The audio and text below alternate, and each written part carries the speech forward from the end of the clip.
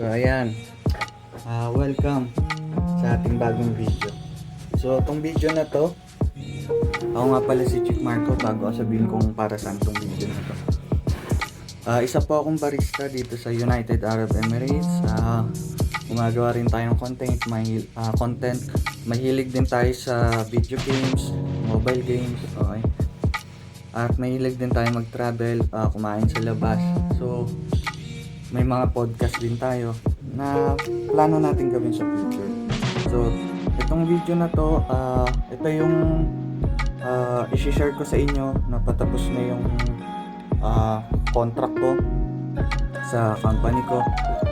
At ang gagawin na lang is kukunin na lang yung gratuity. Ngayon pupunta ako doon at ipapakita ko sa inyo pag yung mga dapat gawin, ano yung mga sinisettle sa gratuity. Okay, pag na-finish mo yung contract mo, ano yung mga good opportunity kapag naghahanap ka ng trabaho, at yung reality dito sa United Arab Emirates. So, sana maano ko dito sa video na to, maibigay ko at mailatag ko lahat ng pwede kong iano dito. Tapos pag natapos na mas maaga yung settlement, yung gratuity ko dun sa company ko ngayon, na tapos na nga, pupunta tayo ng Dubai dun sa Al Riga. Sasama ko kayo, kukunin ko lang yung mga gamit ko sa bed space at magkano nga ba ang bed space sa Al Riga at yung mga bahay na pwede nang makita sa Al Riga. So, ibibigay ko sa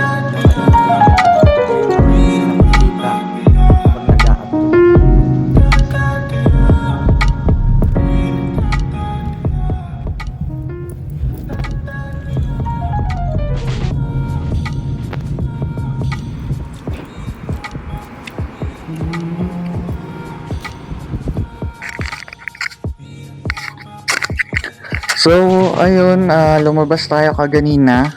Nasa phone ko kasi yung nagpermahan na rin naman kami doon. Medyo confidential kasi kaya hindi ko na ipakita sa inyo kaganina. Nagpermahan na kami, naayos ko na, nakuha ko na yung sa gratuity ko. Itong nasa phone ko, i-explain ko na lang sa inyo kung ano nga ba yung gratuity pag natapos ka sa trabaho o finish contract ka o umalis ka, nag-resign o na-terminate ka. So, depende yon kung more than 1 year ka na sa company tsaka ka makakakuha ng gratuity, lalo na pag may visa ka. Yun yung sa pagkakalam ko, correct me if I'm wrong. So, hindi ko siya 100% sure, pero etong sa gratuity, explain ko lang yung based sa knowledge ko and experience as a young OFW dito sa abroad. So, starting tayo sa basic salary dun sa mismong pinirmahan mo na kontrata, o kaya na-promote ka, may bago kang pinirmahan. So, kung na-promote ka, may bago kang pinirmahan, tapos na-increase yung basic salary mo, ang susundin na doon is hindi na yung una mong pinirmahan nung nag-join ka sa company. Ang susundin doon, ko sa promotion mo, na taasan ka, na-increase, ang susundin na doon yung panibago. Okay, kasi may perma ka. As long na may copy ka, hard copy man o soft copy. So, pwede mo siyang pwede na siyang sundin.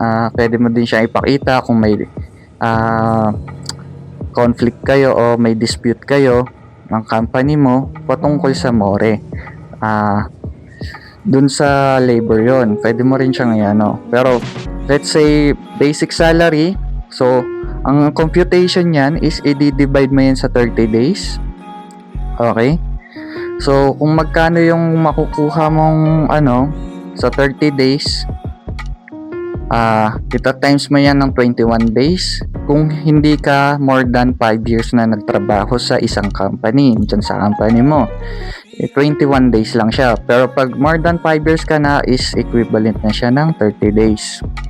Okay, pag na times na yan, times yan kung for example nag-stay ka lang, nag-stay ka sa company mo within some period of time, like 2 years, na finish contract mo lang siya o less than 2 years.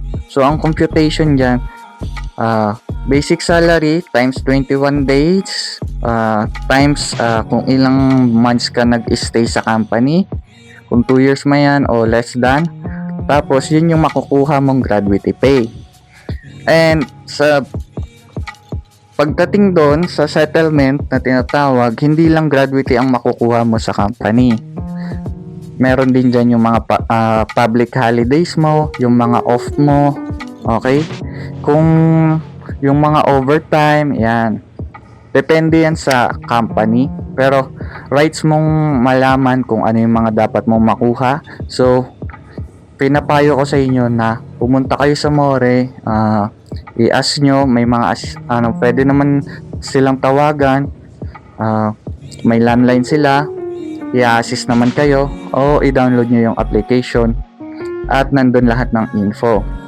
Pwede rin kayo magreklamo kung may dispute kayo o may na-experience kayo, pero make sure na meron kayong copy. So kung hindi kayo sure, okay, pumunta lang kayo sa More. So yung public holiday is double pay kung hindi mo siya nakuha. Kung magkano yung sa public holiday naman, kung magkano yung per day mo, hindi basic salary ang ang computation diyan. For example, ang daily mo is 133 dirham. Ito times 2 mo yun kasi double pay yun. So kung ilan man yung public holiday hindi mo nakuha, ibibigay sa'yo. At yung vacation leave, kung hindi mo siya nakuha, ibibigay din sa'yo. Plus sa settlement, yung last salary mo. For example, pumasok ka ng kompleto in 1 month, yun yung makukuha mo in the last. For example, pumasok ka bago matapos yung contract mo na kompleto mo isang buwan, kompleto yon sa sahod mo. Yun na yung sahod mo plus gratuity plus yung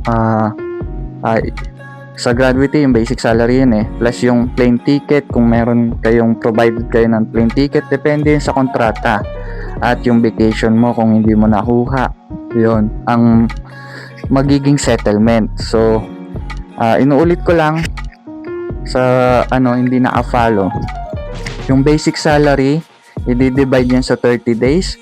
Kapag hindi ka more than 5 years sa company, ita-times lang yan ng 21 days. Tapos ita-times siya ulit kung gaano ka katagal nag-work o nag-stay diyan sa company. So yun yung magiging total ng gratuity mo. Sa full settlement naman, ang nakalagay dyan, gratuity, yung last na sahod mo, kung may plane ticket kayo, i-issue yan, kung magkano yung plane ticket, babayaran.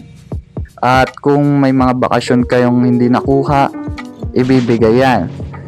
For example, 1 month full salary yan, hindi computation. Kuwari may bakasyon ka ng ng isang buwan na hindi mo nakuha, full na sahod ibibigay yan. Kasi vacation mo yan, hindi i-compute yan like a gratuity. So ingat kayo, huwag kayong magpa-scam. So yun yung video natin ngayon. Ito yung content natin. Bukas siguro pupunta tayo sa sa Dubai para kunin yung gamit.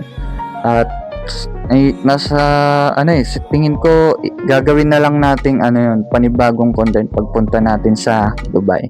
So ipapakita ko na lang sa inyo kung ano yung doon, kung ano yung itsura ng bed space sa Al Riga, saan yung mga mura. Okay, so ayun.